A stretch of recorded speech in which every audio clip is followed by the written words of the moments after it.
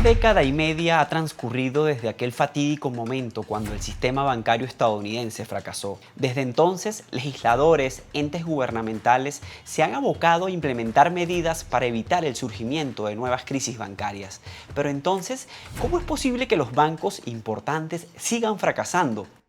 En este episodio describiremos cuáles han sido los principales cambios regulatorios que se han implementado desde la última gran crisis financiera de 2008 y por qué aún siguen fracasando los bancos.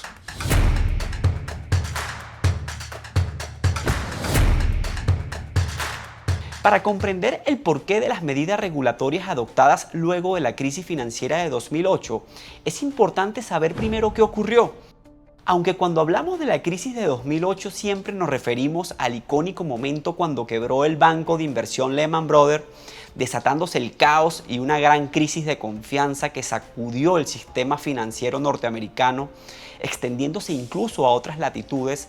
No obstante, los cimientos de esa crisis los encontramos en la década del 90, cuando el gobierno del entonces presidente Bill Clinton implementó una serie de medidas cuyo objetivo era facilitar el acceso a la adquisición de vivienda por parte de las personas menos pudientes. Algunas de esas medidas consistían en el otorgamiento de una serie de facilidades como la reducción e incluso eliminación del requerimiento de la cuota inicial. Para ese momento oscilaba alrededor del 20%, la prohibición impuesta incluso a las entidades financieras de evaluar los historiales crediticios de las personas que aspiraban a una hipoteca, el otorgamiento de facilidades de pagos a los deudores hipotecarios, tales como la moratoria de pagos, es decir, el otorgamiento de un plazo de tiempo donde podían acogerse a la opción de no realizar pagos, o en todo caso la reducción de los montos de las cuotas. En definitiva, un cúmulo de medidas e incentivos que procuraban que las personas, sin importar si tenían trabajo, ingresos o activos, pudieran lograr la obtención de un crédito hipotecario que les permitiera la adquisición de una vivienda. Todo ese andamiaje inicialmente utilizó a bancos semipúblicos patrocinados por el gobierno, como fueron Fannie Mae y Freddie Mac, aunque posteriormente se involucró la banca privada en el otorgamiento de este tipo de créditos. Y acá la pregunta que surge es, ¿por qué los bancos privados, sabiendo que otorgarían créditos a personas que presentaban una alta probabilidad de incumplimiento, decidieron embarcarse en esta aventura? Dos razones. La primera, un mercado inmobiliario muy caliente, ¿no? Con una alta demanda de viviendas, lo que ya sabemos que implica. El costo de la vivienda se encontraba en constante aumento, por lo que si un cliente deja de pagarle al banco, el banco podía ejecutar la garantía y vender la vivienda a un precio más alto. Claro, esta lógica dependía de un precio siempre en auge de la vivienda, lo cual no era muy difícil ya que gran parte del sistema financiero estaba embarcado en el otorgamiento de créditos hipotecarios a literalmente a cualquier persona. Pero tal vez la razón más importante que justificó la entrada de la banca privada en este peligroso esquema que inyectaba esteroide directo a la burbuja inmobiliaria era el hecho de que los bancos, utilizando ingeniería financiera, lograron crear un esquema que les permitía deshacerse de sus activos tóxicos transfiriéndolos a terceros. Pero ¿cómo funcionaba? Debemos partir del hecho que ningún banco puede conceder hipotecas de manera ilimitada, puesto que su nivel de caja, es decir, de efectivo, es limitado. Entonces, cuando un banco otorga un crédito hipotecario, básicamente lo que está haciendo es invertir sus fondos en un activo que le generará un flujo predecible de ingresos por X cantidad de años, debido a los pagos que harán, en este caso, los prestatarios. Lo que hicieron los bancos fue tomar todas esas hipotecas que se suponen tienen flujos predecibles, empaquetarlas y crear un activo complejo que podían transferirlo a un tercero, sea un banco o un fondo de inversión. Este tipo de paquetes son los denominados Mortgage-Backed Security. Básicamente el banco iba al fondo de inversión y le decía, oye, tengo un activo en el que puedes colocar el dinero de tus inversionistas, un activo que te asegura un flujo estable y predecible de ingresos ya que está constituido por hipotecas y además ser respaldados o garantizados por bienes inmuebles que aumentan cada vez más de valor. Y así los bancos vendían a terceros sus carteras de créditos hipotecarios aplicando un descuento, trasladando el riesgo a otros partícipes del mercado y de alguna manera saneando sus propios balances y obteniendo así la liquidez necesaria para continuar con ese insano esquema de otorgamiento de créditos hipotecarios. Pero acá salta a la vista otra pregunta. ¿Por qué un banco o un fondo de inversión colocaría los recursos de sus clientes en este tipo de activos conformados por hipotecas con una alta probabilidad de incumplimiento? Pues lo cierto es que estos no tenían ni la más remota idea del riesgo que conllevaban estos activos. Se guiaron por las famosas agencias de rating que esencialmente evaluaban estos activos calificando su riesgo. Estas calificadoras de riesgo tampoco al parecer se percataron del riesgo que conllevaban estos paquetes de hipotecas porque otorgaban las máximas calificaciones de activos con bajo riesgo y disponibles para la inversión. Algunos justifican estos errores en la inexperiencia que para el momento tenían estas empresas valorando este tipo de activos. Otros arguyen el sometimiento de estas agencias a algunos esquemas, ya que eran los mismos bancos los beneficiarios de las buenas calificaciones quienes pagaban sus honorarios. Bajo todo ese contexto, ¿cómo detona la crisis? ¿Qué exactamente marcó el inicio del estallido de la burbuja inmobiliaria? Como dijimos hace un momento, muchos de los créditos hipotecarios contaban con beneficios de reducción de cuota e incluso suspensión de pagos por 1 o 2 años. Pues bien, cuando ese tiempo transcurrió y los prestamistas, en este caso los prestatarios, se vieron en la imposibilidad de afrontar el pago de las cuotas de sus créditos, las cuales además se habían visto incrementadas por el aumento de las tasas de intereses, optaron por salir al mercado a vender sus casas. Y ya sabemos qué ocurre cuando un montón de oferentes entran al mercado en el mismo momento a vender la misma cosa. Los precios de las viviendas comenzaron a bajar, tanto que muchos optaron por abandonar sus casas, ya que la deuda que mantenían con el banco superaba el valor actual que tenían sus casas. Dejaron de pagar sus hipotecas y por tanto esos activos, que como indicábamos ahora eran propiedad de miles de inversionistas, colapsaron. Esto desencadenó una estampida de pánico y desconfianza en el sistema financiero que terminó con la quiebra de icónicos bancos y con una intervención sin precedentes por parte del Estado, quien tuvo que salvar a entidades financieras con dinero público. Luego de esta crisis, gobiernos, legisladores y reguladores tomaron medidas para evitar a toda costa que algo así volviera a ocurrir. Entraron en vigor nuevas regulaciones que establecían mayor control y supervisión a la banca. Pero, ¿cuáles fueron realmente esas medidas?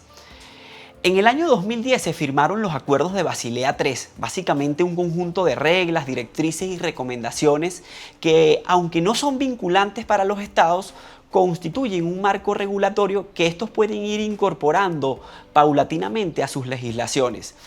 Estos acuerdos abordaron varias problemáticas. En primer lugar, el capital, ¿no? El capital que deben tener las instituciones financieras para absorber potenciales pérdidas. Y acá hacemos un paréntesis. Los bancos, como cualquier otra empresa, responden a las obligaciones que contraen frente a terceros, con el capital que han aportado sus accionistas. Por tanto, mientras mayor sea ese capital, más sólido y seguro será considerado el banco.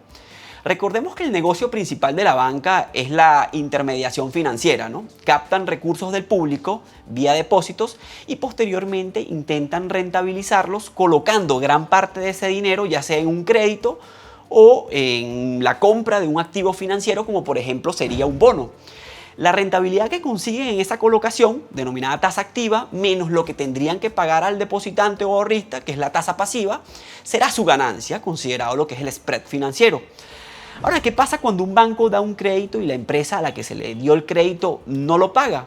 Ello quiere decir que el banco no va a poder reintegrar los depósitos que hizo al ahorrista que se basó en la confianza del banco.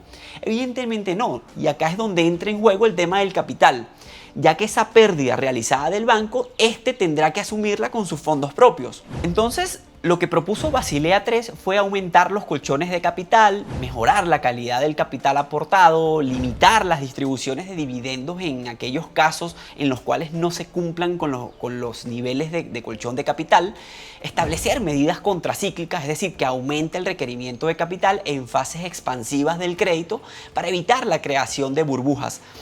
Recordemos que gran parte de la crisis que se suscitó en el 2008 se desata por la mala calidad de las inversiones que habían realizado los bancos, ¿no? Y por su incapacidad en términos de capital por devolver sus pasivos, es decir, entraron en un estado de insolvencia.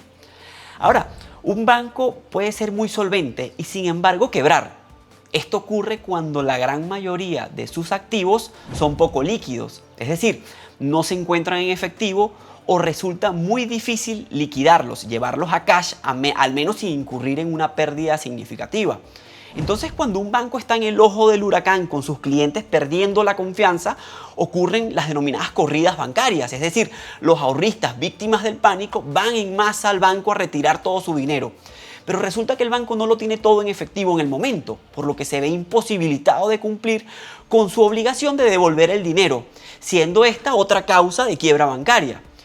Lo que hizo Basilea, entendiendo que no solo bastaba con cumplir con requisitos de capital, fue introducir dos estándares para gestionar el riesgo de liquidez. El primero es el denominado el coeficiente de cobertura de liquidez. Este coeficiente está diseñado para que un banco soporte, al menos por un periodo de 30 días, cualquier tensionamiento de su liquidez producto de retiros masivos. El banco debe cumplir con este coeficiente y asegurarse de mantener en sus carteras activos de buena calidad que puedan ser convertidos rápidamente a cash sin una pérdida significativa y así poder afrontar la devolución de los retiros potenciales que este puede tener en un periodo de 30 días. Un segundo estándar en este mismo orden de ideas es el denominado coeficiente de financiación estable. Este coeficiente pretende que los bancos diversifiquen sus fuentes de financiamiento de manera tal que ante la pérdida de una de sus fuentes, y por ejemplo los depósitos son una fuente, estas puedan suplirla con otras fuentes estables sin incurrir en un riesgo de quiebra. Otra regulación que estableció el Comité de Basilea fue la realización de pruebas de estrés a la banca, ¿no? donde se busca comprobar a través de simulaciones la capacidad de los bancos para sobrevivir en un ambiente económico adverso. Todo esto por el lado de Basilea, ¿no? Ahora, Estados Unidos realizó sus propias modificaciones regulatorias al sistema financiero y esto lo hizo a través de la ley Dodd-Frank y el Estatuto de Protección al Consumidor. A partir de estas normas se crearon reglas y estándares de reservas mínimas de capital para los bancos. Incluso se creó el Consejo de Estabilidad Financiera que tuvo la facultad de categorizar a los bancos de acuerdo a su tamaño y riesgo sistémico. La intención era establecer un mayor control y supervisión a las instituciones financieras de mayor tamaño, las cuales en todo caso debían someterse a reglas regulatorias más estrictas, aunque esos topes luego fueron relajados durante el gobierno del presidente Donald Trump. Otra de las innovaciones de esta normativa fue la creación de una oficina para la protección financiera del consumidor, ¿no?